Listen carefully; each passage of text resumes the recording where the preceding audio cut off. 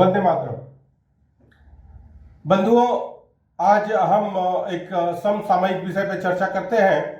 जैसा कि आप सभी को ज्ञात होगा कि कई राज्यों में राज्यसभा के लिए इलेक्शंस चल रहे हैं और अभी हिमाचल प्रदेश का रिजल्ट भी आ गया है।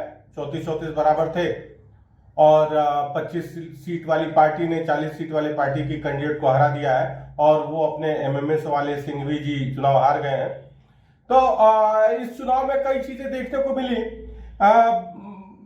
एक तो सबसे बड़ी चीज ये थी कि कहीं ना कहीं जो कहते हैं कि भाई वर्तमान में जो सरकार बनी उससे क्या परिवर्तन आया और क्या बदलाव आया, क्या विकास आया। अब विकास की बात तो मैं नहीं कर सकता, ये तो आप सभी को निश्चित करना है कि जो हो रहा है उसको आप विकास कहेंगे या नहीं कहेंगे, या जो परिवर्तन आया उसको आप किस तरह से देखते हैं। आप केवल परिवर्तन के रूप में देखते हैं, आप उसको प्रोग्रेस के रूप में देखते हैं, या कुछ उसको नेगेटिव टर्म्स में देखते हैं। लेकिन जो कुछ हो रहा है, कई सारी चीजें हैं कि बहुत सारी चीजें बदल रही हैं। जैसे गुंडे मवाली चोर उचक्के जब न्याय की बात करने लगे, जो पहले अंतरात्मा की आवाज होती थी आज उसको खरीद फरोख्त कहा जा रहा है। आज सुबह जो है वो अपने समाजवादी पार्टी, अरे जिसके मुखिया बच्चों से गलती हो जाया करती है वाले अब तो रहे नहीं, आज अगर होते तो बड़ा अच्छा लगता।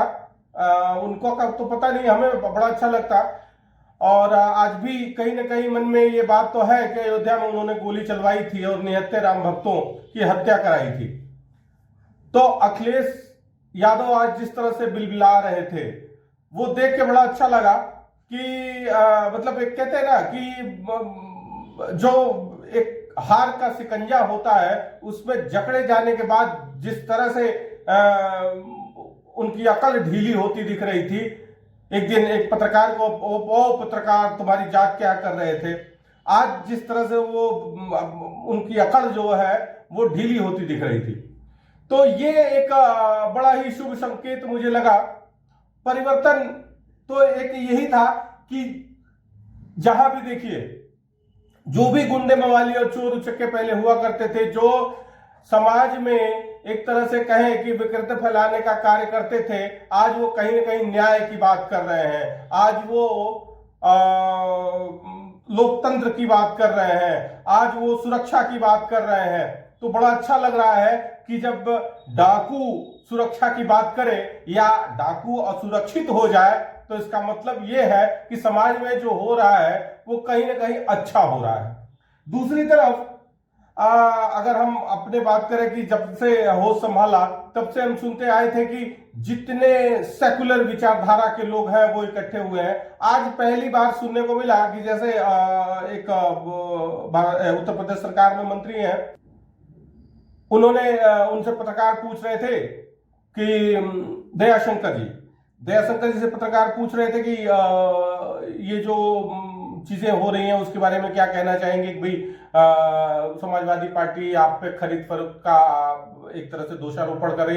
उन्होंने कहा नहीं, ये सब वो लोग हैं जिनको वर्तमान सरकार की नीतियों में भरोसा है और जिसके मन में सनातन धर्म और संस्कृति के प्रति श्रद्धा भाव है, आस्था है। ये बात बहुत महत्वपूर्ण है। ये बात समाज को जोड़ने के लिए अब हम जिस तंत्र की बात कर रहे हैं, सनातन धर्म और संस्कृति, वास्तव में अब अगर हम एक विकास की बात करें, भाई हर राष्ट्र अपने मूल्यों के अनुसार विकसित होता है, दूसरे के मूल्यों को चोरी करके, कॉपी करके या दिखावा करके नहीं होता है। तो अब हम विकास के मार्ग पे अगर हम थियरी ऑफ इवोल्यूशन के हिसाब से चले तो अब जाके अब हम अपने मूल्यों के आधार पर, गांधी जी भी यही कहते थे कि हर राष्ट्र की जो एक कहते हैं कि भौगोलिक दशा या ऐतिहासिक पृष्ठभूमि अलग अलग है, हर राष्ट्र विकसित अपने संस्कारों के अनुसार होता है, तो हमें भी अपने संस्कारों के अनुसार विकसित होना चाहिए। अब जाके हम अपने संस्कारों की बात कर रहे हैं। वास्तव में एक छोटा सा स्टेटमेंट है लेकिन बड़ी बात है। जो आज तक लेस वाली टोपी लगा के और सेकुलरिज्म का मतलब ये हो गया था कि भाई डिक्शनरी मीनिंग कुछ भी हो, मतलब ये है कि जो एक इस्लामिक उसकी बात करेगा वो सेकुलर है और जो हिंदुइज्म की बात करेगा वो कहीं ना कहीं कम्युनल है। ये एक नैरेटिव सेट कर दिया गया था और लोग बचते थे कहने में इस बात को कि कहीं हमें कम्युनल न कह दिया जाए। लेकिन आज स्थिति ये है कि जैसे जय श्री राम बोलना या राम राम बोलना गांव तक ही सीमित रह गया था, शहरों में इसको स्टीरियोटाइप, आउटडेटेड या प्री मॉडर्न ट्रीट किया जाता था। लेकिन आज की डेट में हम बात करें तो हर जगह इसको कहीं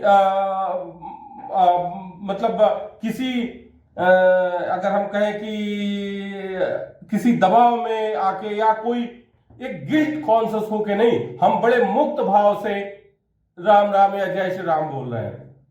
तो कहने का तात्पर्य यह है कि ये जो पहला जोड़ने के लिए जो एक तंतु का उपयोग हुआ है कि जो आज दयाशंकर जी ने कहा कि जो भारतीय सभ्यता और संस्कृति, सनातन संस्कृति में जिनको विश्वास है, जो उसके पोषक हैं, पालक हैं, जिनका उसमें फेथ है, वो अगर आ रहे हैं तो इसमें खरीद फरोख्त वाली बात कहां से आ गई।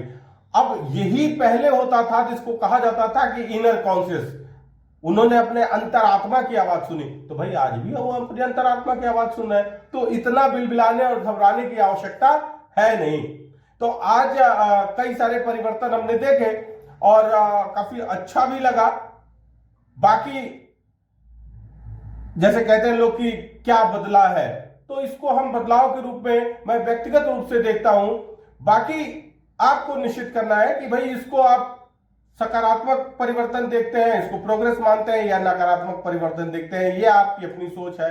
हमने कुछ तथ्यों को रखा, हम क्या सोचते हैं इसके बारे में वो हमने बताया, आप क्या सोचते हैं ये आपको निश्चित करना है। आज के लिए इतना ही, धन्यवाद।